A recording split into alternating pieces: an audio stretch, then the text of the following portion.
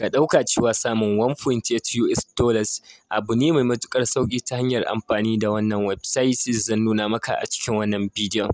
Da za ka ƙyalla ido a nan za ka ga cewa withdrawal da na ne na 1.8 US dollars wanda zan nuna maka step by step process a cikin wannan bidiyon. Kafin mu shiga a cikin wannan bidiyon, idan wannan shi ne farkon zuwanka a wannan channel, kada ka manta da min subscribing, liking da kuma sharing zuwa ga 'yan uwa da abokan arziki. Link ɗin za ku register da shi yana a description na wannan bidiyon. Kuna danna shi zai ɗauke ku zuwa page kamar haka. Abinda za ka yi shine za ka saka email address, daga nan sai ka saka password, kai confirming na password wato password na login kenan. Sai ka zo a ƙasa wurin full password sai ka saka password wanda da shi za ka riƙa amfani idan kana son ka transaction ma'ana withdrawal a cikin wannan website. Bayan ka saka waɗannan ka zo a ƙasa za ka saka telegram username naka, za ka iya saka duka username ɗin da kake so. A nan kuma sai ka zo ka saka ainihin WhatsApp number wanda kake amfani da ita, so kai tsaye sai ka danna akan sign off button. So kai tsaye na maka cewa success ma'ana ka registration successfully, zai kawo ka zuwa wannan page. Daga farko ka danna akan wajen da aka rubuta tax, kai tsaye zai kawo maka list na product kamar haka.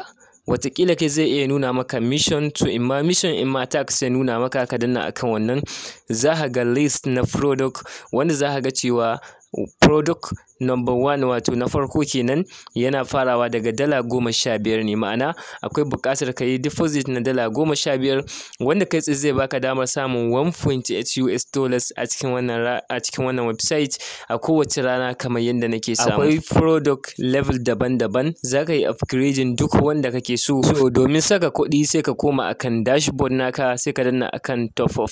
Kai tsaye ba ta da ɓata lokaci ba, zai kawo maka wallet address wanda za ka yi amfani ka yi deposit. So idan ka duba akwai TRC20 akwai kuma VIF20 wato TRC VIF20 wanda kowanne kake so za ka yi amfani da shi. So na recommending cewa ka zaɓi TRC20 a lokacin deposit, sai kai copy na wallet address, daga nan ka koma ta inda za ka turo.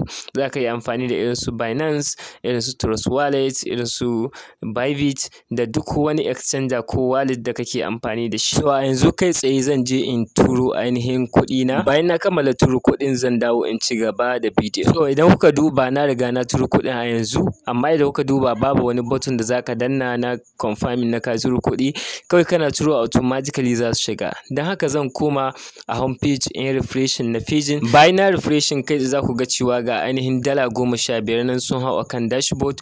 So abin da za a yi shine sai in koma in danna akan mission ko kuma tax. Kana danna shi zai kawo maka level ga sunan product daban-daban. So zan product na farko wanda shine na $15 sai in danna akan join now. Za ku ga cewa nuna cewa success na riga na yi. To kai idan ba na $15 kai ba sai ka je ka zaɓi dalolin da ka yi deposit. Abu na gaba da za ka yi shine sai ka danna akan charge, ta inda nan ne za ka yi tax. Kana dannawa akan charge sai ka zo ka danna akan terminal. So kana dannawa akan wannan terminal ɗin kai tsaye za ka ga cewa ka yi complete na tax ɗinka, a yanzu ka kammala tax automatically.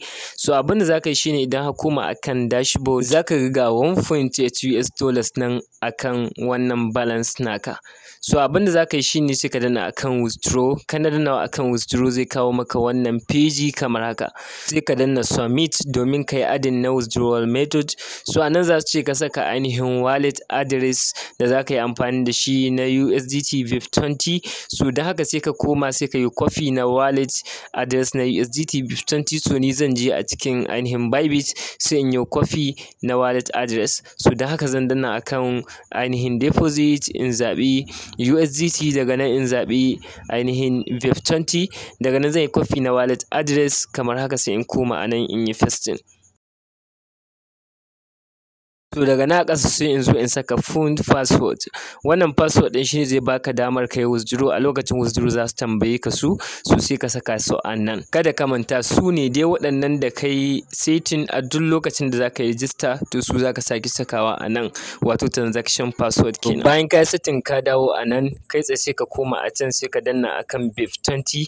Za ka ga cewa ga balance naka nan ya bayyana 1.8, sai ka zo ka saka amount na 1.8 da za ka yi withdraw. A ƙasa kuma za ka zo ka saka ainihin wannan transaction password ɗin. Kana saka wannan transaction password ɗin sai ka zo ka yi selecting na withdrawal method, wannan shine wallet address ɗin da ka saka.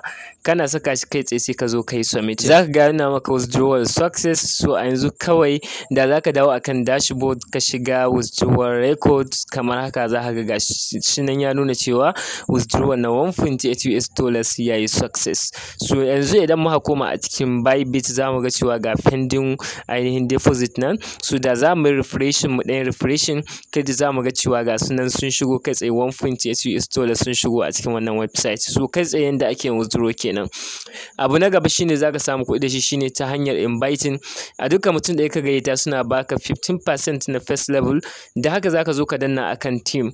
Kana dannawa akan team za ka ga ainihin referral link naka a sama, sai ka yi copy ka yi sharing zuwa ga 'yan uwa da abokan arziki.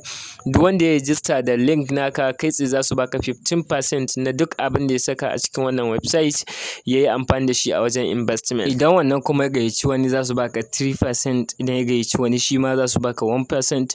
So ta haka za ka yi building na team kuma za ka rika samun kuɗi da wannan website. So kai tsayen da ake amfani da ita kenan. Sa'annan akwai additional word da suke ba wanda team nashi suka yi recharging na wasu daloli a cikin 24 hours. So don haka kai tsayen da take amfani kenan.